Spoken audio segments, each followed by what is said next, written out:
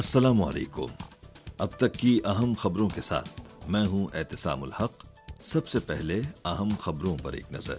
چین اور ہنڈوراس کے صدور کے درمیان باہمی سفارتی تعلقات کے قیام کی پہلی سالگرہ پر تہنیتی پیغامات کا تبادلہ۔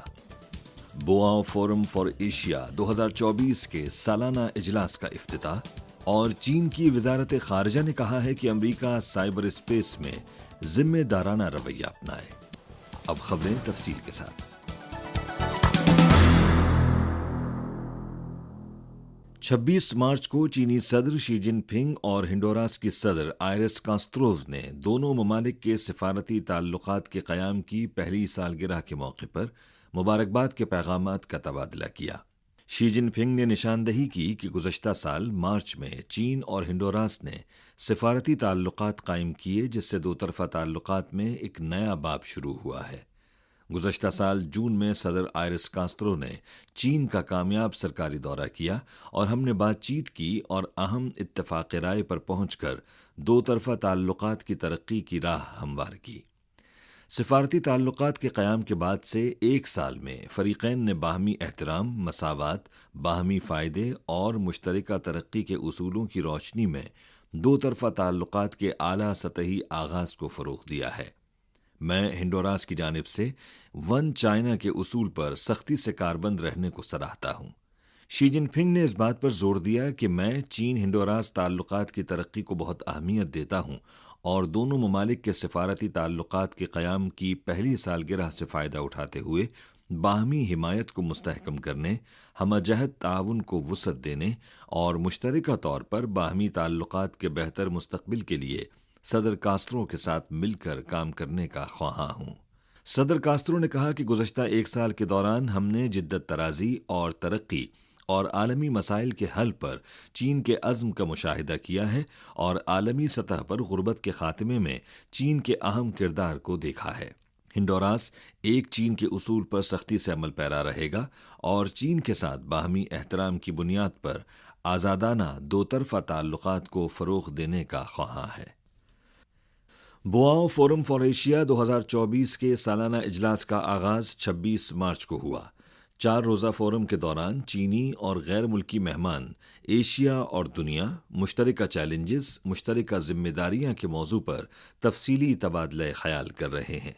بوآ فورم فار ایشیا کے سیکرٹری جنرل لی باؤڈونگ نے رواں سال فورم کی پہلی پریس کانفرنس میں کہا کہ اس سال کے سالانہ اجلاس میں 4+1 موضوعات کا احاطہ کیا گیا ہے، جن میں عالمی معیشت، سائنسی اور تکنیکی جدت طرازی، سماجی ترقی، بین الاقوامی تعاون اور چیلنجوں کا مل کر مقابلہ شامل ہیں۔ پریس کانفرنس میں ایشیائی اقتصادی مستقبل اور انضمام کے عمل پر 2024 کی سالانہ رپورٹ بھی جاری کی گئی، جس میں کہا گیا ہے کہ ایشیا عالمی معاشی ترقی کا ستون ہے اور انٹرمیڈیٹ اشیاء کی نمائندگی کرنے والی عالمی ویلیو چین کی مصنوعات کی تجارت کا 43% ایشیا پر منحصر ہے۔ فورم کے سیکرٹری جنرل لی باؤڈونگ نے کہا کہ چین عالمی اقتصادی ترقی میں اہم کردار ادا کرتا رہے گا اور اپنی سپر مارکیٹ کے حجم کے ذریعے دنیا کو زبردست نفع پہنچاتا رہے گا۔ چین کی وزارت صنعت و انفارمیشن ٹیکنالوجی کے متعلقہ حکام نے 26 مارچ کو بتایا کہ رواں سال جنوری سے فروری تک چین کی صنعتی معیشت میں بہتری دیکھنے میں آئی ہے اور پہلے 2 ماہ میں مقررہ پیمانے سے اوپر صنعتی اداروں کی اضافی قیمت میں سال بسال 7% اضافہ ہوا ہے، جو گزشتہ سال دسمبر کے مقابلے میں 0.2% زیادہ ہے۔ حکام کے مطابق مینوفیکچرنگ کی سرمایہ کاری میں مسلسل اضافہ جاری رہا، جس میں پہلے 2 مہینوں میں سال بسال 9.4% کا اضافہ ہوا اور مینوفیکچرنگ انڈسٹری میں نجی سرمایہ کاری میں ڈبل ڈیجٹ کا اضافہ، جبکہ تکنیکی تبدیلی کی سرمایہ کاری میں سال بسال 15.1% کا اضافہ دیکھا گیا ہے۔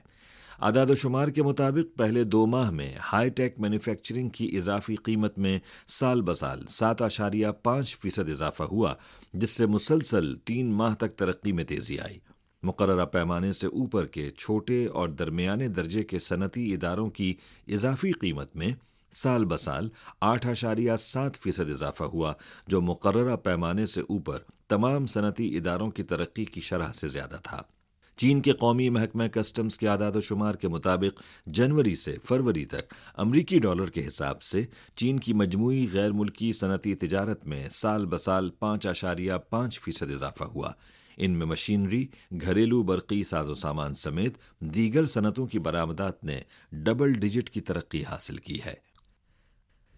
چین کی نیشنل اسپیس ایڈمنسٹریشن نے 25 مارچ کو اعلان کیا کہ تقریباً 112 گھنٹے کی پرواز کے بعد چوئے-چھاؤ-2 ریلے سیٹلائٹ نے 25 مارچ کو 12:46 بجے چاند سے تقریباً 440 کلومیٹر کے فاصلے پر ایک عارضی بریک لی۔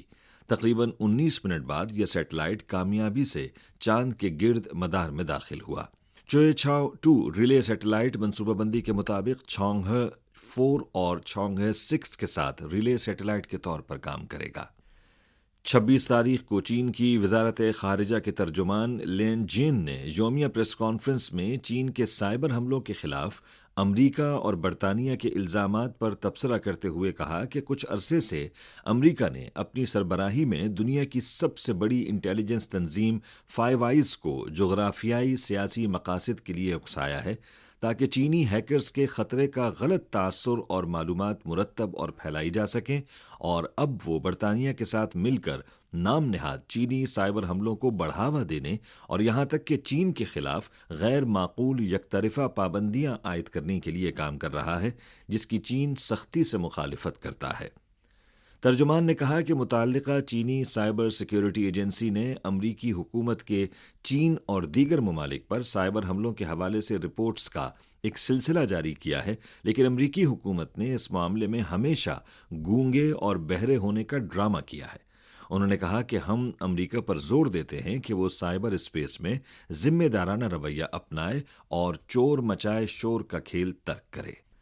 مقامی وقت کے مطابق 25 مارچ کی صبح اقوام متحدہ کی سلامتی کونسل نے ایک قرارداد منظور کی جس میں رمضان کے دوران غزہ کی پٹی میں فوری جنگ بندی کا مطالبہ کیا گیا۔ قرارداد کے حق میں 14 ووٹ آئے، جبکہ امریکہ نے ووٹنگ میں حصہ نہیں لیا۔ گزشتہ سال 7 اکتوبر کو فلسطین اسرائیل تنازع کے نئے دور کے آغاز کے بعد یہ پہلا موقع ہے جب سلامتی کونسل کی قرارداد میں واضح طور پر جنگ بندی کا مطالبہ کیا گیا ہے۔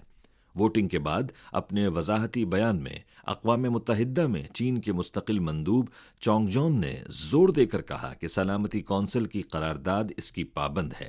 چین مطالبہ کرتا ہے کہ متعلقہ فریق اقوام متحدہ کے چارٹر کے تحت اپنی ذمہ داریاں پوری کریں اور قرارداد کے تقاضوں کے مطابق مناسب کارروائی کریں۔